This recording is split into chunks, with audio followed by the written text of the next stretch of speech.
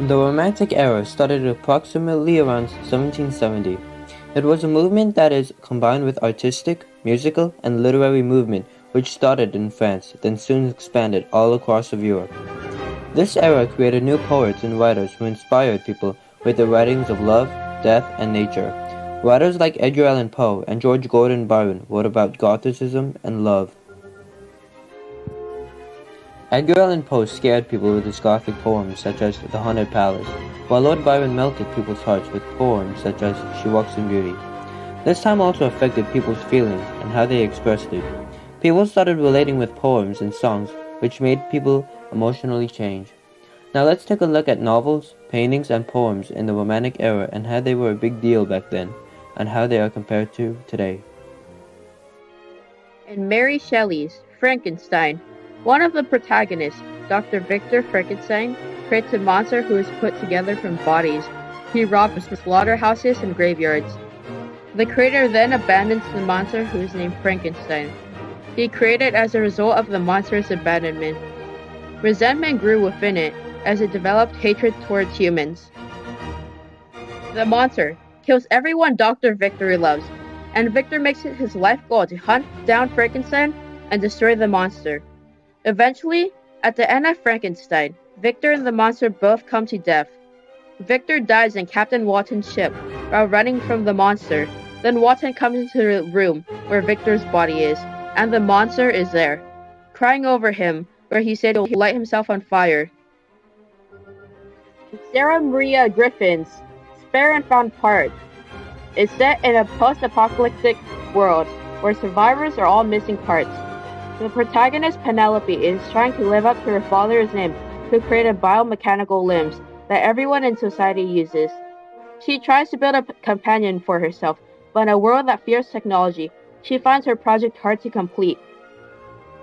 Overall, Spare and Found Parts displays love and loss, family and friendship, along with a gorgeous and diverse main character.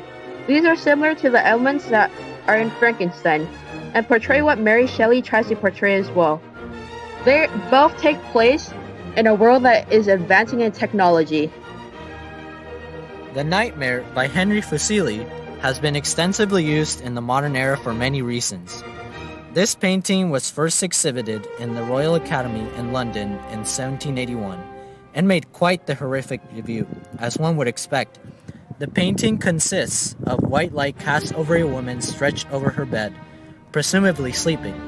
She is drooped over the mattress, her arms, neck, and head almost falling over the bed.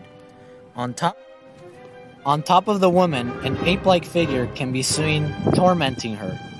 In the background, in the dark shadows, a horse appears. Its nostrils are flaring and its eyes are glowing. The creature on the woman can symbolize nature, and the way that we may sometimes pretend like humans have total control over nature. This is because nature itself is run on fear of death. All of nature is basically a struggle to stay alive, and in that struggle we humans see beauty, because in modern times most humans don't struggle to stay alive, and we tend to be very disconnected from nature. Since we are very disconnected from nature, modern paintings that compare to the Nightmare in terms of unease and terror have to do with human versus society. The modern painting Seedlings, painting by Tetsuya Ishida, was painted in 1998. Tetsuya is known as a modern artist that paints many paintings having to do with depression and modern-day problems. This peculiar painting depicts a scene in a classroom. There are two types of students: microscope-like students and other normal students, who all have the same face and are all wearing the same clothing. A teacher stands in the upper left-hand corner. His or her face does not show, but whoever they are resting their hand on one of the microscope-like students, almost affectionately. Meanwhile, the normal students are clearly shown struggling, either bored or they struggle with the work at hand, which seems to be a book. In fact, the microscope-like students have already finished. The teacher is collecting their work. The microscope students could symbolize the education system and its expectations, and society's expectations for education. Since they are more microscopic than human, one can say it is a symbol of how society wants students to be, efficient, focused, and machine-like. This painting is saying that expectations for education are dehumanizing. This brings up human nature versus society. The idea that our own nature, things we can't describe, are still in us, whether we like it or not. This is a very romantic idea. Human nature cannot be altered. We are still part of nature. Like animals that have certain instincts that can't be tamed, we still have our human nature that can be violated by society and its expectations. In this painting, the microscopes depict those expectations. These expectations are very machine-like.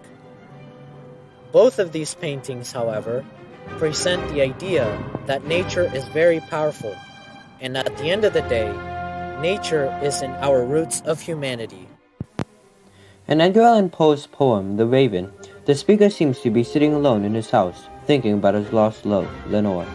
He then hears a knock on his door, and then gets frightened.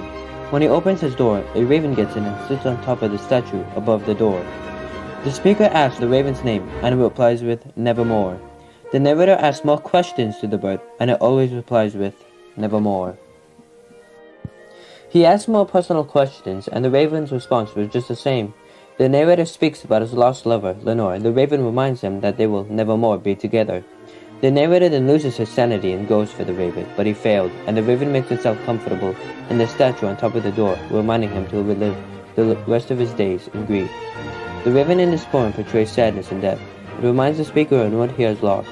This is shown in lines 105, and his eyes follow the seeming of a demon that is dreaming. The speaker in this situation is a lonely man just grieving over his lost lover, and this raven is agitating him. This is shown in lines 100. Leave my loneliness unbroken, quit the bust above my door. Since the raven is symbolizing agony, this could mean nature versus man. The raven is nature, tormenting man with thoughts of pain. Recent Gothic poems are way different than before. A poem called The Convergence of the Twain, made by Thomas Hardy. It's about the last moments of the Titanic. This poem could relate to nature versus technology because the iceberg made the Titanic sink. On lines 1 to 3 of the poem it states, In the solitude of the sea, deep from human vanity, and the pride of life that plant her, silly couches sheep. This means that human creations are very far from the seas, and how mankind has pride over his life, and nature is different from it all.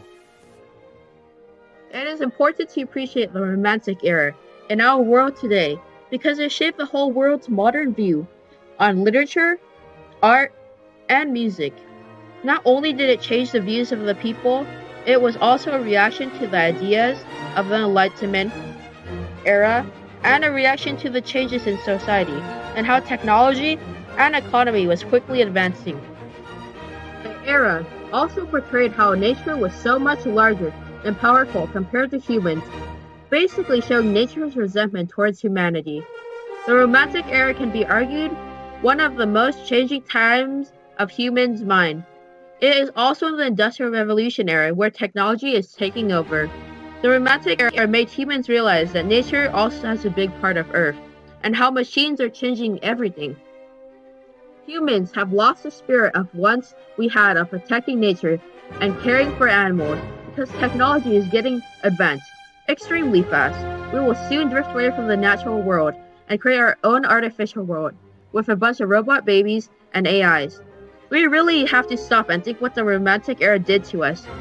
It made us come back to our roots and say that we are humans. We can't play God. The Romantic era teaches us about the use of technology and how humans should handle it and not go too far.